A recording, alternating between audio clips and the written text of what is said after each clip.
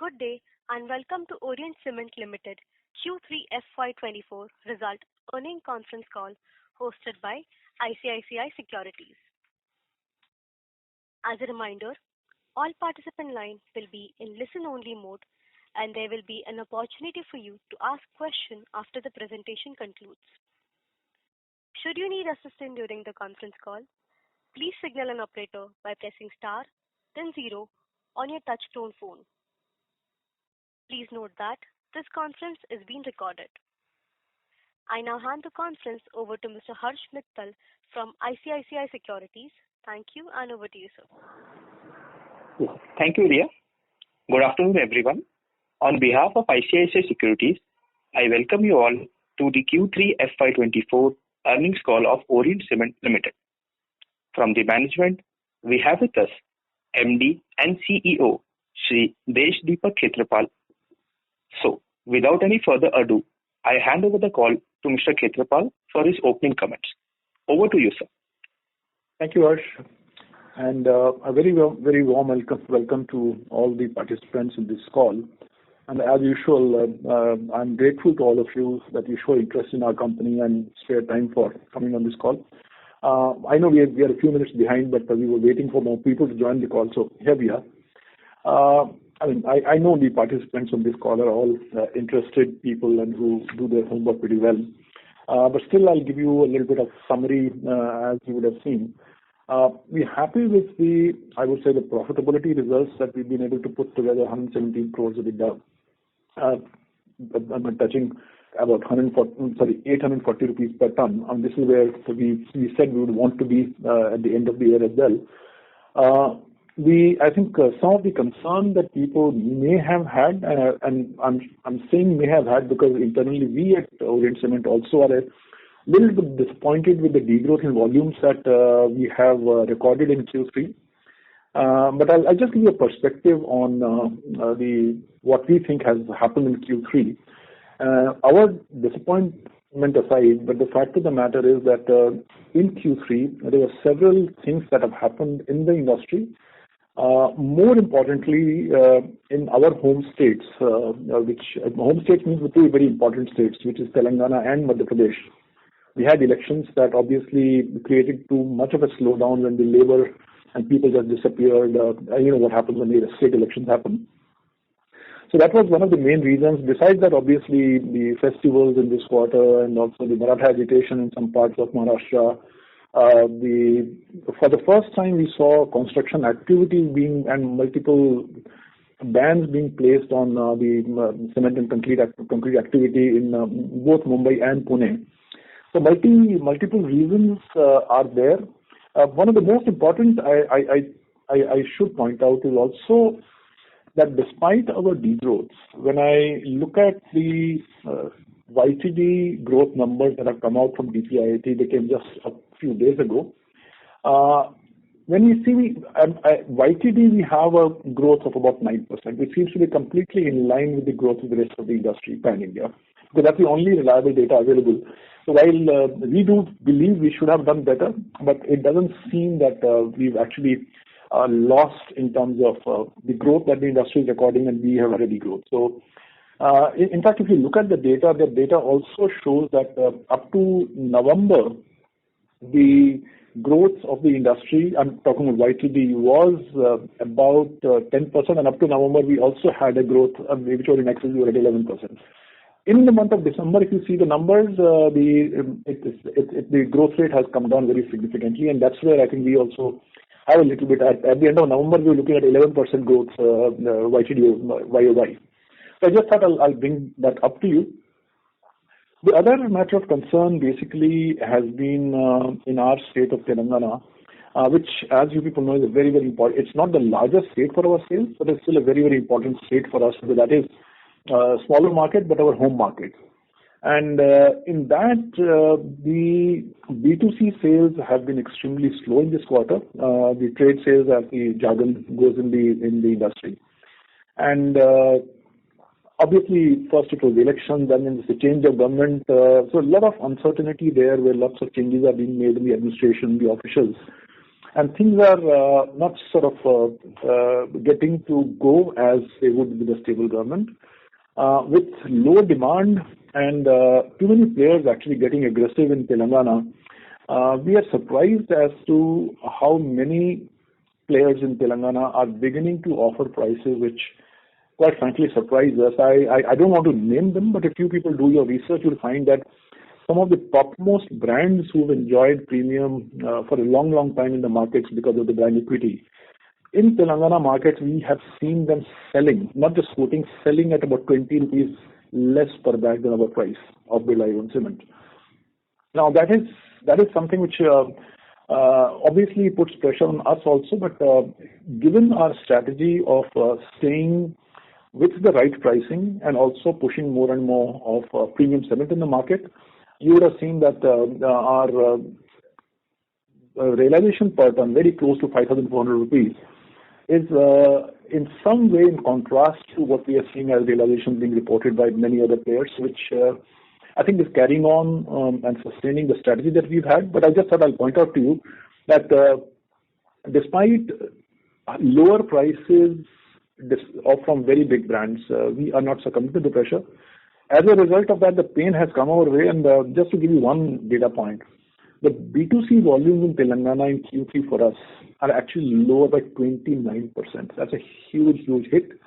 Are we happy degrowing by 29% in our home state? Certainly not. But the options are you compromise on price and start selling cheap, which as a strategy as of now, at least we've not sort of thought that it's prudent for us to do that. So I thought I'll just table that. Even in our largest market by volume, we sell 60% or thereabouts in the Maharashtra market. And as we know, that's our most important market. There again, I think the major growth in demand continues to come from the what we call the B2B, the non-trade segment. And they largely buy OPC cement. And in that market, again, because the growth is coming from infra, we have actually been growing well. The only problem that is there is that in that state also, in B2C, there has been degrowth. So B2C sales degrowing is a worrying sign for us because that means not just the segment change, it also means the product mix change, and that keeps getting adverse. And when you sell so much more OPC, the pressures it creates on companies. So in terms of, so that was a little bit qualitative feedback or inputs on the volumes that we have, but overall volumes, as you people would have seen, we ended up at 13.92 lakh tons, a degrowth of 3% over last year and 2% over the previous quarter. YTD, as I mentioned, the sales have been 44 lakh tons and up about 9% over last year YTD. Again, as I mentioned, in line with the industry. The pressure of, let's say, demand growth that we've seen coming from the B2B sales has resulted in our total B2B sales in this quarter actually going up to as high as 56%, which is something that we would like to correct as Telangana consumer demand picks up and as Maharashtra consumer demand picks up. We hope, even if it doesn't happen in this current quarter, but sooner than later, I think this trend needs to reverse. So this is not a trend that we would like to pursue. But as of now, Q3 we had 56% of our volumes coming from B2B. As a product mix, our OPC, that is unblended cement versus blended cement, has reached a high of 50% in the quarter. So I thought that because all of you remain a little bit curious about how that breakup is. So non-trade 56%, OPC 50%. Balance obviously is our trade sales. In all this, I think the good news is the consistently growing share of our premium brands. And we now comfortably sort of crossing 20%, 21, 22% that range. We are selling our premium cements, including initially we used to talk about only Strongcrete. Now Orient Green is beginning to chip in, and Dolphin is still to, like I said, find volumes worth mentioning. But any consumer who's actually used our Dolphin brand, they are actually the people who start with only the basement or only the roofing, slowly gradually start coming back for other uses also. So that product again is being received exceedingly well by the user customers, and as happened with Strongcrete and as happened with Orient Green, basically we rely on word of mouth from our existing users to build our market share. Exactly the same strategy that we've had from the day we introduced the first premium brand, which is Concall. So we'll go slow but go steady and keep charging the price that we believe our product actually deserves. As a result of that, despite, as I mentioned, the degrowth in volumes, if we say our revenues, they've actually improved. We are 3% higher year on year and 4% higher QOQ, which is, as I said, the higher blended realizations coming in because of premium cements helping us a lot.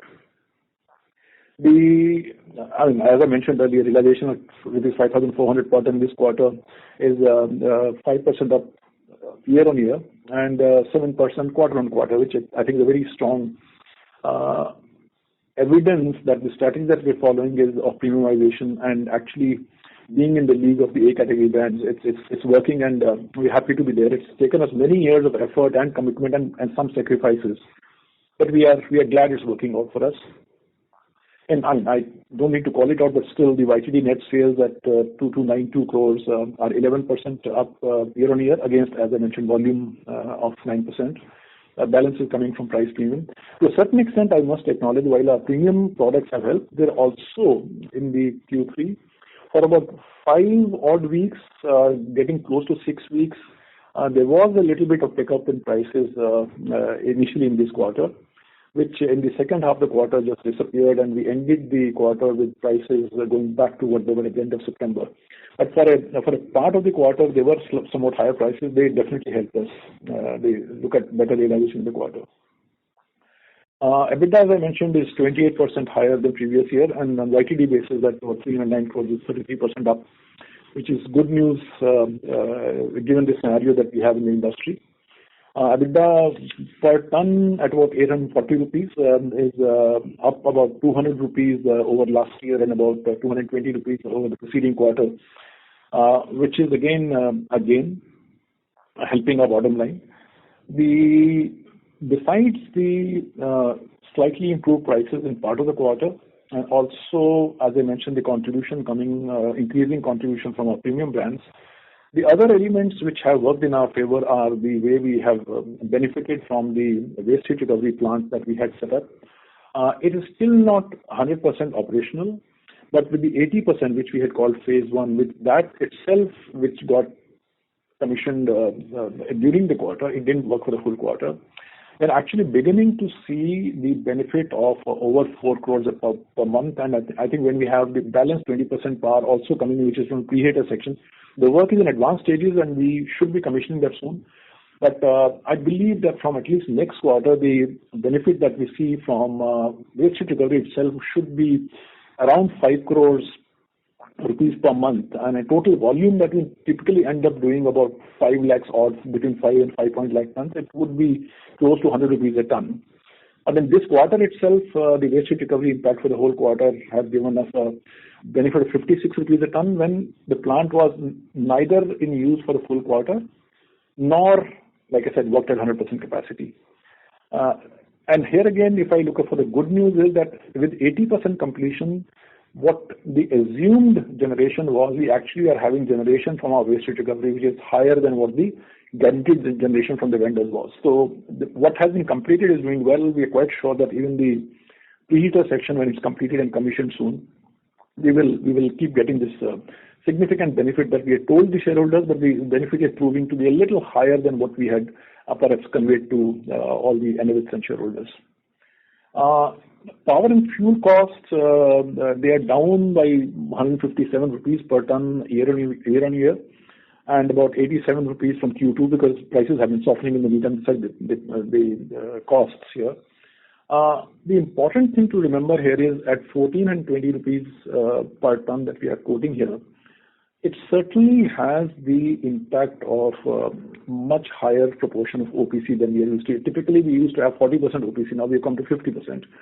So every percentage point higher in OPC consumption does mean that we are using less of additives, which means there is more clinker going per ton of cement, which means more fuel going into that.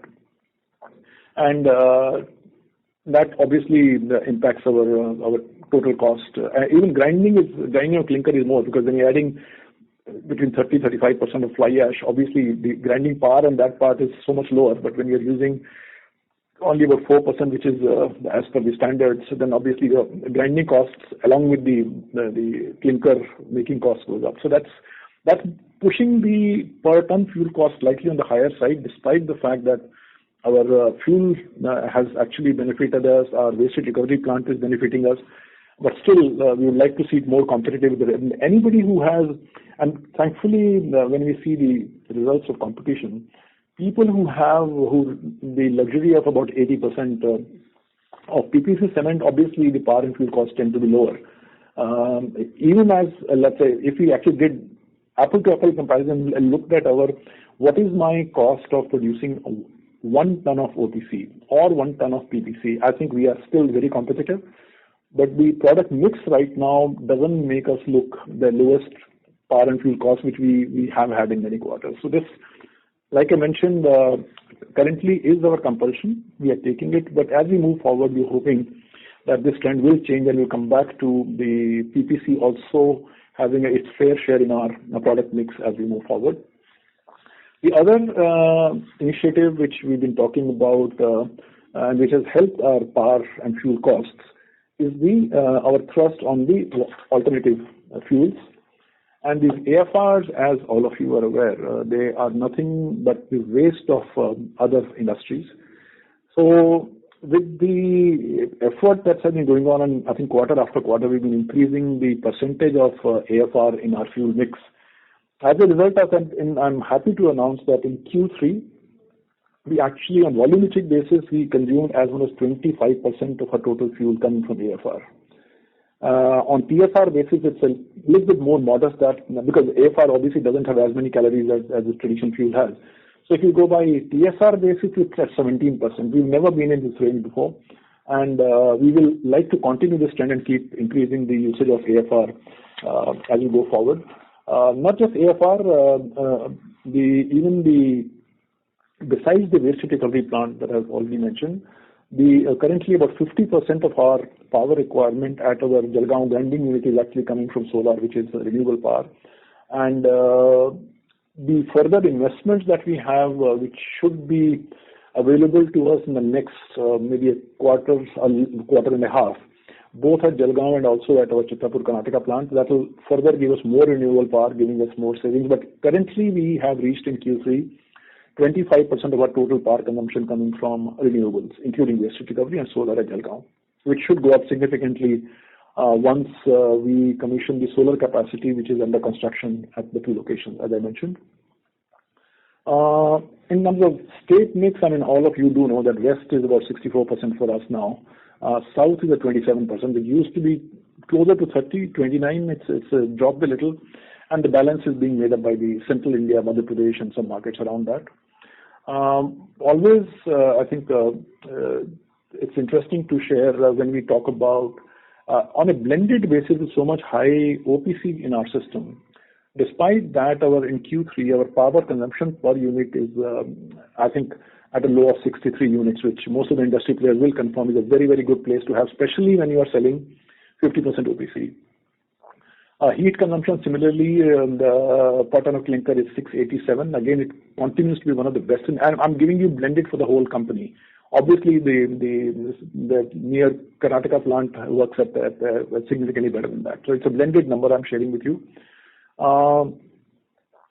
The fuel cost, power cost is one element in the whole thing, which is coming down because of waste heat recovery.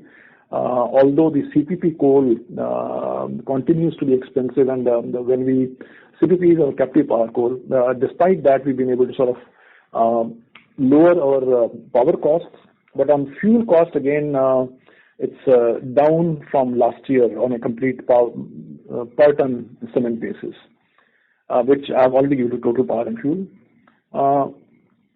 In terms of coal or our fuel prices, the domestic coal that we source from Singareni Collieries, as you know, it's a public sector body. I think there the coal prices, thankfully, in this quarter have been flattish year on year. There's no further increase. and also sequentially. They've been a little stable now for a change. And I think that's a pressure coming where the petcoke prices have come down significantly, and therefore I think coal in India has to somewhere remain competitive. The petcoke cost, which we largely use at Chitapur, actually the cost is down by about 10% over last year and about 6% sequentially over the previous quarter. I know these questions have been coming, so I'm including that in my briefing right at the start. Blended cost of fuel, I'm talking about rupees million kilocalories. Blended includes my coal, petcoke, AFRs, whatever we are burning in our kilns. At our Telangana Devapur plant, it's been flat over last year. It's flat at about 1800 sequentially, but it's down, including the AFR. When I'm saying that, including AFR, our blended cost is down about 12% over last year for our Devapur plant. And at our Chitapur plant, where the main fuel is petcoke, there also it's sequentially it's down about 7% and about 12% lower year on year. So there is obviously the benefit of AFR and a somewhat benign pricing on petcoke is being translated into better margins for us. In terms of total fuel mix, the indigenous coal is about 42%, petcoke at 41%, and balance, as I did mention to you, about 17%. All these are on thermal substitution rate, TSR basis, 17% AFR. One pressure point for us definitely has been our freight costs, which I think on a per ton basis, when they look higher by about 4.5% and also 8% QOQ, two factors. One, as I already mentioned, because of the loss of momentum in Telangana, which is our closest market basically, when we are still sort of in a way making up for volumes elsewhere which are lost in Telangana over the previous periods, it means we are having to reach out to markets which are slightly farther away, more volumes in markets which are somewhat farther than what the Telangana markets are. So that is one factor. Secondly is when I'm saying B2B projects, whether in Mumbai or in Pune area, most of that is going in bulkers, and as we know, the per ton per kilometer cost of transportation of bulker is higher.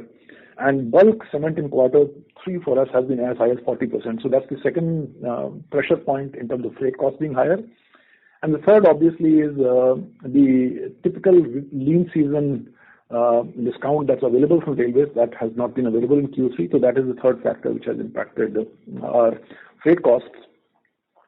Given the, I would say, withdrawal of the lean season discount and also the bulker demand, the rail dispatches in this particular quarter have actually fallen from about 15% to 14%.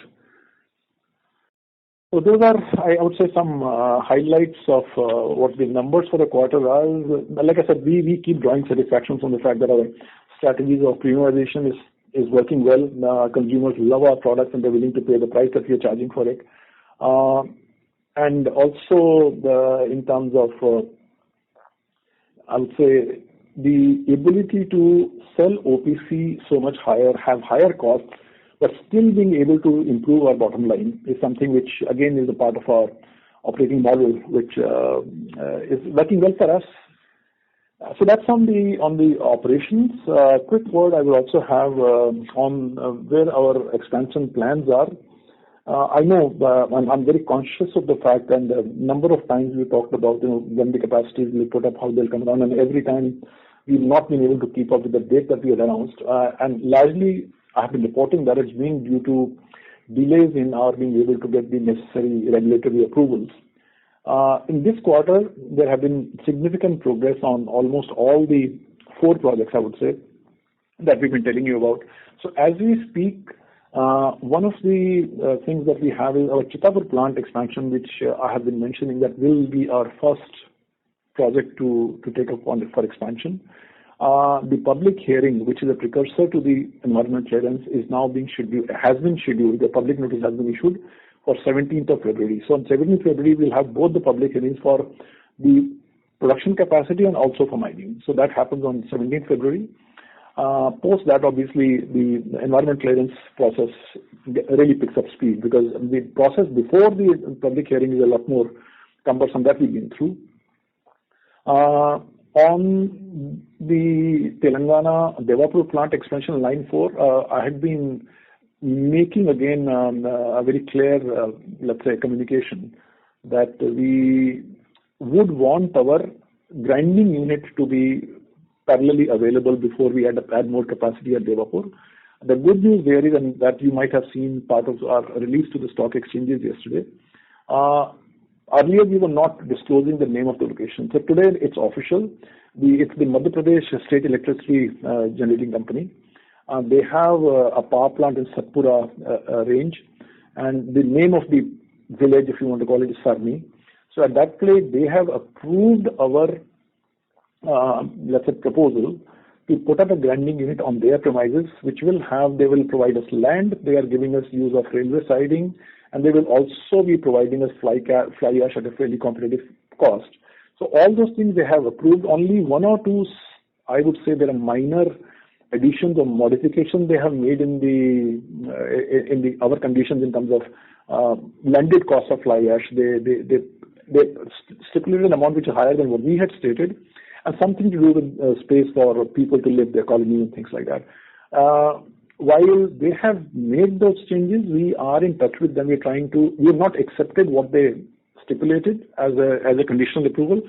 We are in touch with them to basically negotiate to the extent there is room available for us, which we should be able to tie up very, very soon. So for the first time, I'm letting you know that the new grinding unit, which will support line 4 at Devapur, is now very close to being signed up, because if I accept their conditions, it's ready now. But yesterday at the board level, we discussed the whole thing, and we believe there is some room for negotiation. We are going to try our best, and post that negotiation, we'll close it and get on with the activities there. So that gives me the encouragement to now come back to track for line 4 at Devapur also.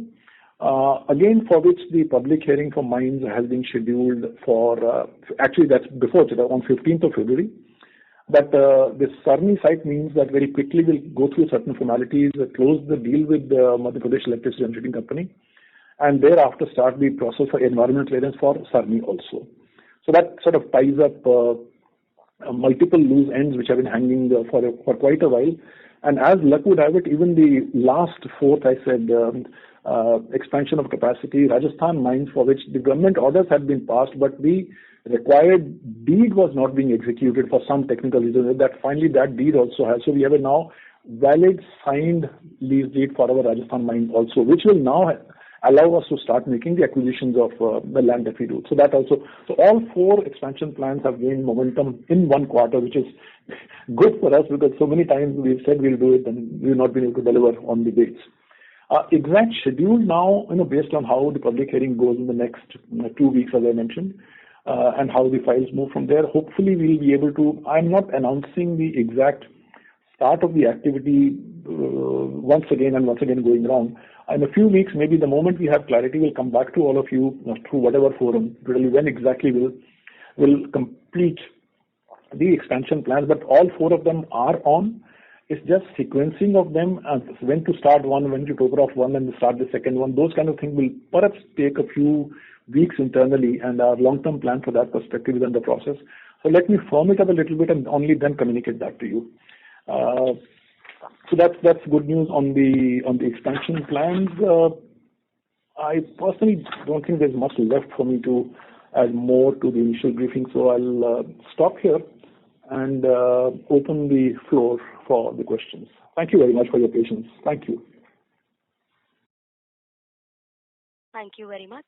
We will now begin the question and answer session. Anyone who wishes to ask a question may press star and 1 on their touchtone telephone. If you wish to remove yourself from question queue, you may press star and 2.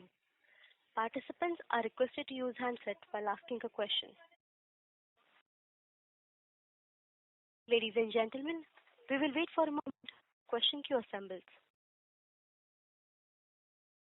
First question is from the line of Keshav Lahoti from HDFC Securities. Please go ahead. Hello. Hello. Thank you for the opportunity. Want to get a sense about how big is Telangana market for you, B2C market overall? The Telangana market overall, typically we've been giving numbers for South India as a whole. State-wise, normally we refrain from giving, but South India as a whole for us does 30%, bulk of which comes from Telangana. Okay, understood. And as you highlighted, the September to December prices are similar. How are the pricing trend in January? January, I'm sure you're talking to many other companies also. It's a difficult time for the industry because typically in the last quarter, the momentum we should have seen in January, which sets up the entire quarter very, very well. That momentum, frankly, has been missing not just in January, from December itself. That's why I told you the YTD figures of DPIIT also tell you that till November end, the growth was around 10%, and by the time the quarter ended, it came down to 9%. So obviously, December was slow. January again has been a little slow, and prices as we speak have actually stayed at the exit levels of December, I would say. Okay, understood. Is it possible to give fuel cost in the terms of INR per kcal? I think I did give it to you. Okay, I'm just giving you the movement. At Devapur, on blended basis, it's, let me just see what my, so that I don't Company level will also do. Sorry? Company level will also do blended. No, I'm giving you because I monitor, because blended, I'll rather give you plata. At Devapur, we have about 1800. And at Chittapur, it's a little under 2000. So blended perhaps will come to more around a little under 1900. I don't have the straight number with me, but I'm just doing a mental calculation, weighted average. So it'll be ballpark about 1900, a little less maybe. Okay, yeah, got it. So last call you have highlighted that you will, reach premium share to 25% by FY24 end. So you think is it achievable, or it might be with a lag of a quarter or two? Look, 25% by FY25 was always going to be difficult, but yes, we are working on that. We're already around 22% or thereabouts. So for all we know, I mean, if one of the things that needs to happen is that, see, the premium cement is all at the B2C market. And the momentum in B2C market, and if Telangana consumer market picks up and goes, I think we'll be able to hit 25, but without Telangana B2C market supporting us, it will remain a bit of a challenge. Okay, got it. Lead distance for the quarter? Maybe it has gone up by about 10, 11 kilometers more than what we had on an average, which will be perhaps a little over 300 as we keep saying. So that 305 may have become 315 thereabouts. Okay. Thank you. That's it from my side. Thank you. Thank you. Next question is from the line of Sumangal Nevatia from Kotak Securities. Please go ahead. Yeah, good afternoon, sir.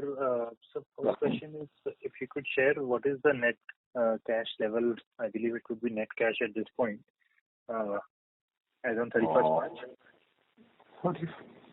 31st March? March is not even there. 31st December, sorry. Okay.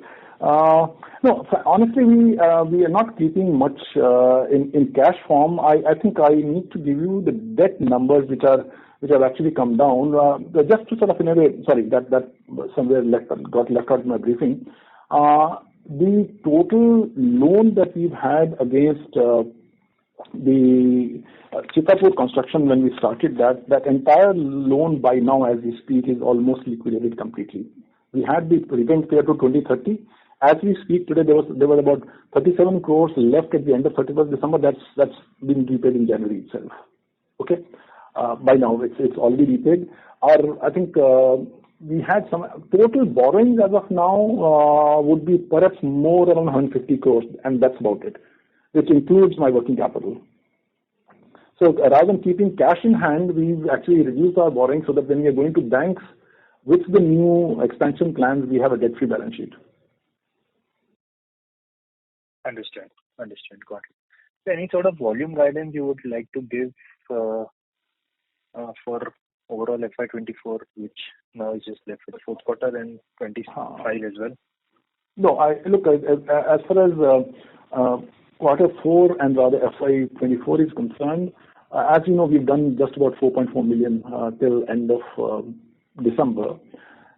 We do comfortably do about 1.8 million tons in Q4, although January has not supported that, but we're still not giving up our expectations, our hope, and our efforts. We'll try to do more than 1.8 million, in which case we'll end up at about 6.2 or thereabouts for FY24. Right? Given the current, I think, lack of momentum, it's difficult, but my own guess is that as the elections get over, in Q1 we may see a little bit of election. When the electioning is happening at that time, demand does slow down. And from all indications that we are seeing that there may not be any kind of destability at the political level, national level, we believe if not earlier, post-election, the momentum should pick up. And typically what we talk about, I think everybody in the industry would assume that if strong government is at the center without any dislocation, a growth of 10%, 11% is a given. And rather than promising anything more than the rest of the industry, we should actually, if you ask me, Sumangal, honestly, we should get something more because Telangana should pick up at some point in time. In which case, we might do somewhat better than the national average, but largely we like to stay with not be behind the national average. Understood. So one just last set of questions on the expansion. So we should start the land acquisition at Rajasthan in the couple of months once this. Yes, we will start because as I told you, till you get the mining lease, you're never sure. With the government, you never take anything for granted. So that activity of land acquisition would start soon. And obviously we'll go in phases, trying to acquire first the land which is needed for putting up the plant, because that's a 18 to 21 months kind of activity to put up the plant itself. So we need to have that.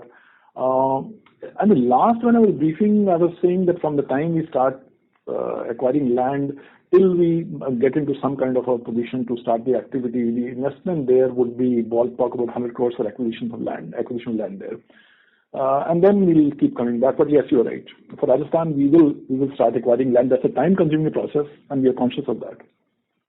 Okay. And just one last question. Are we looking to parallelly expand Chittapur and Devapur, or is it one will kind of happen first and then the second?